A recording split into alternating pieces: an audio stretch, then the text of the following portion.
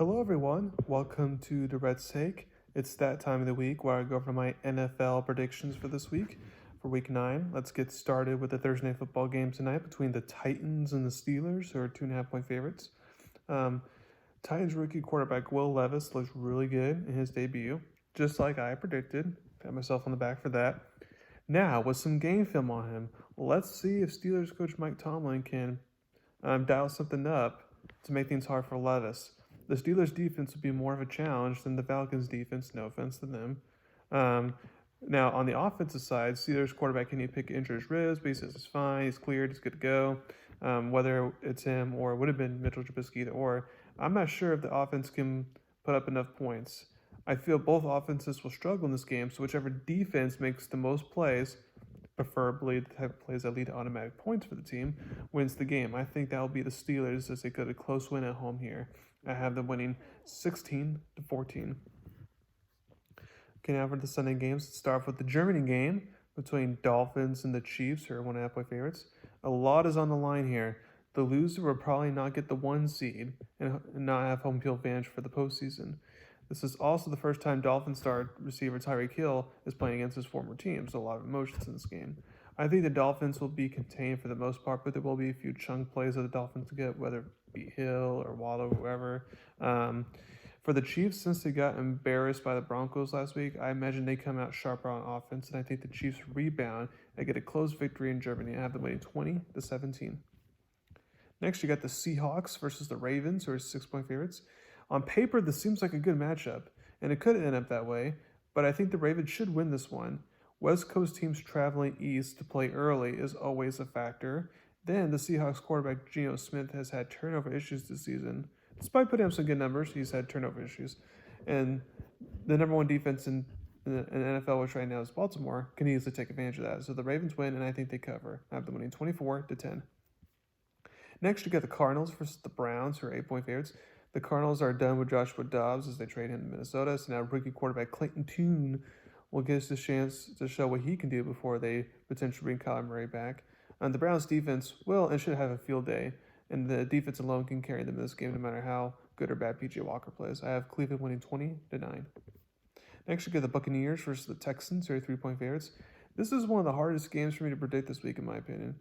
I would like to think the Texans bounce back after last week's bad loss, but I'm not 100% sure. This is a younger team, so they will have the ups and downs. Tampa Bay, on the other hand, has been in a steady decline over the past couple weeks. So if that trend continues, then I'd have to go Houston with a close win at home here. I have them winning 19-17. Next, you got the Bears versus the Saints, who are 8.5 point favorites. As I predicted, rookie quarterback Tyson Bagent would not look as good as he did in his first start, and I was right. I knew the Saints defense has been leaky in recent weeks, but I think the Saints defense will go back to being dominant in this game. And then as far as the Saints offense goes, I believe they will carry their hot momentum in this game as the Saints get a big win to remain atop of the division. I have them winning 24-12. Next, you got the Vikings versus the Falcons, who are 4.5 point favorites. The Vikings traded for Joshua Dobbs, but he will not get the first crack at being a starter going forward this season. That will be fifth-round rookie quarterback Jaron Hall out of BYU, making his first career start after Kirk Cousins is out for the season with the torn Achilles. A lot of people have questions about what this offense will look like now.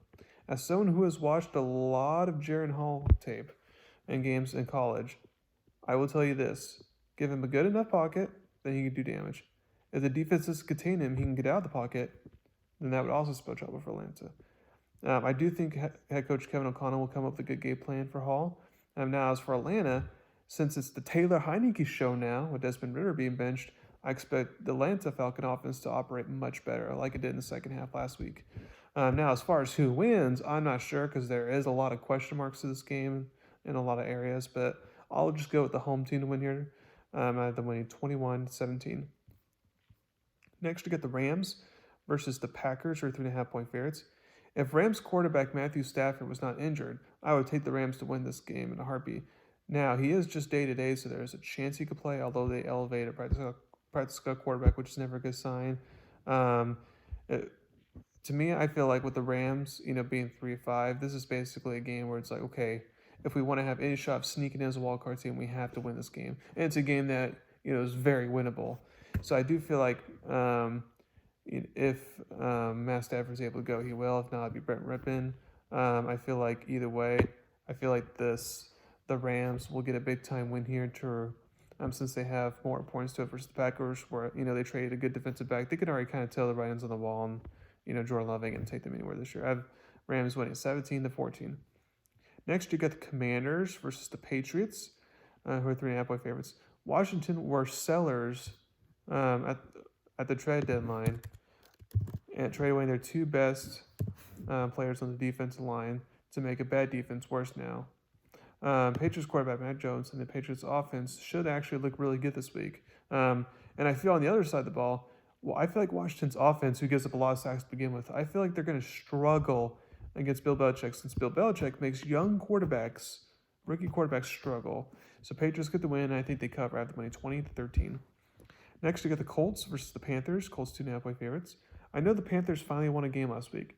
However, Panthers fans shouldn't expect the momentum to carry over this game. The Colts' offense is good, despite Gardner Minshew being the quarterback. Shane Steichen's that good of a coach.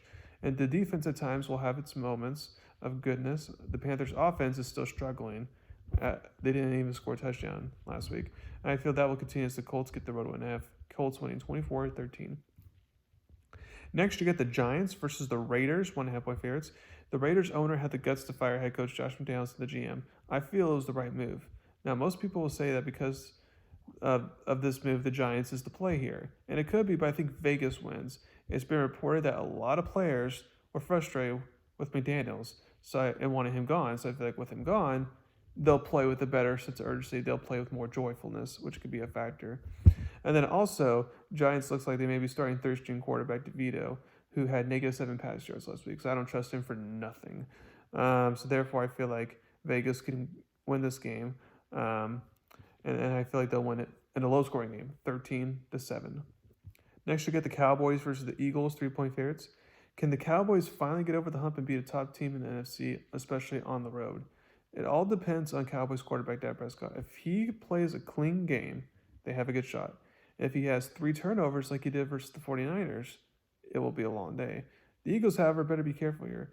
They have turnovers in every single game, and if that trend continues, then like the Jets defense did, the Cowboys defense can take advantage of that. Also, based on what I saw last week, the Eagles quarterback Jalen Hurts has that knee injury. He's clearly not 100%. So if he can't run like he wants to, then that's a great advantage for Dallas. Now, where the matchup will be won in this game is it'll come down to whether the Eagles star receiver A.J. Brown can win his one-on-one matchups against Stephon Gilmore or Deron Bland. If he can, the Eagles can win and survive. If not, then the Cowboys will get the upset. I feel the Eagles will once again find a lucky way to win and win at home to control the division. I have them winning 24-19. Then for Sunday football, you get the Bills versus the Bengals, 2.5-point favorites. On paper, there are a lot of good games this weekend, and it wraps up with a much better Sunday night football game than last week. I would like to say that the Bengals come down to earth after a great win versus the 49ers. However, the Bills are just so inconsistent, I can't trust them in the big game. I think the Bengals defense, who has been better as of late, will force a key turnover since Bills quarterback Josh Allen likes to take risks, and that'll be the difference maker in this game. I have the Bengals winning 23-17. And then last but not least, on Monday football, you got the Chargers, 3.5-point favorites versus the Jets. If the Chargers lose this game, they are not making the playoffs. I can say that much. So this is a game where star pass rushers Joey Bosa and Khalil Mack need to dominate the Jets' offensive line. The Jets' offensive line will probably have 4 backups in this game. It was on display last week as Jets quarterback Zach Wilson faced constant pressure. Now, this is also a game where Chargers star quarterback Justin Herbert has to be careful here, especially since the Chargers are struggling in the run game and can't rely on that. Since the Chargers' offensive line is not superb by any means, if the Jets' pass rush gets home with just 4, then Herbert could force turnovers to give the Jets some life in this game. If the Jets force at least 2 turnovers, in my opinion, I think they'll win this game and get the upset. However, I do think Herbert makes sure to limit the mistakes so the Chargers get the much-needed win. I have them winning 19-13. So thank you very much for listening to my podcast today. Please subscribe to my channel to learn about me. Thank you very much. You have a wonderful day.